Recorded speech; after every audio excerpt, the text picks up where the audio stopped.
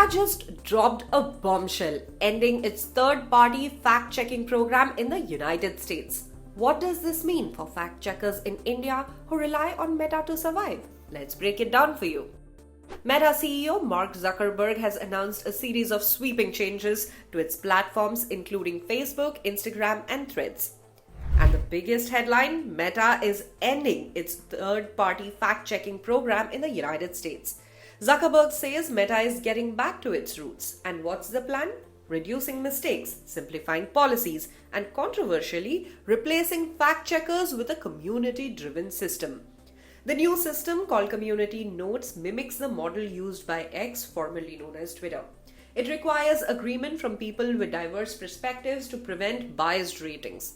In a video, Zuckerberg emphasized, "We are going to get rid of fact-checkers and focus on restoring free expression on our platforms." Get rid of fact-checkers and replace them with community notes similar to X, starting in the US. After Trump first got elected in 2016, the legacy media wrote non-stop about how misinformation was a threat to democracy. We tried in good faith to address those concerns without becoming the arbiters of truth.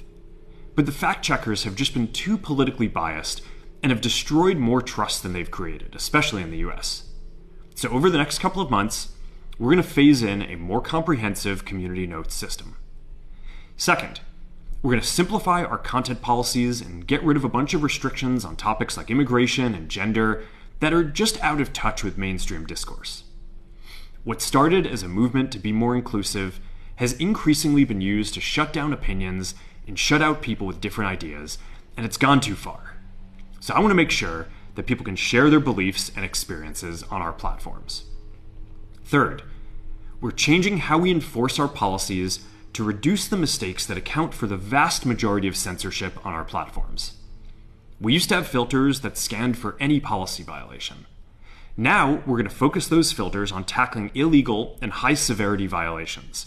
And for lower severity violations, we're going to rely on someone reporting an issue before we take action. The changes are limited to the US for now, but Indian fact-checkers are bracing for a spillover effect. India has seen a boom in fact-checking organizations in recent years, many of who rely heavily on funding from Meta. If Meta ends its partnership in India, these organizations could face two major problems. First of all, funding woes. For many Indian fact-checkers, Meta is their primary source of funding. Losing that support could mean shutting down operations. Then there is a loss of visibility. Fact-checkers depend on Meta platforms like Facebook and Instagram to drive traffic to their websites. If their content disappears, it could drastically reduce their reach. Meta currently partners with 12 fact-checking organizations in India certified by the International Fact-Checking Network, that is the IFCN. These include major players like the PTI, AFP, and the Quint, alongside smaller firms. The Indian Express spoke to fact-checkers who see this as an existential threat. A senior executive, speaking anonymously, called it the biggest challenge fact-checkers will have to contend with. Meta is yet to confirm if these changes will extend to India. However, the move raises questions about compliance with global regimes like the European Union's Digital Services Act that mandates strict measures to tackle illicit content. It comes as US President-elect Donald Trump prepares to begin his second term. Critics say that the company is rebranding itself as Trump-friendly.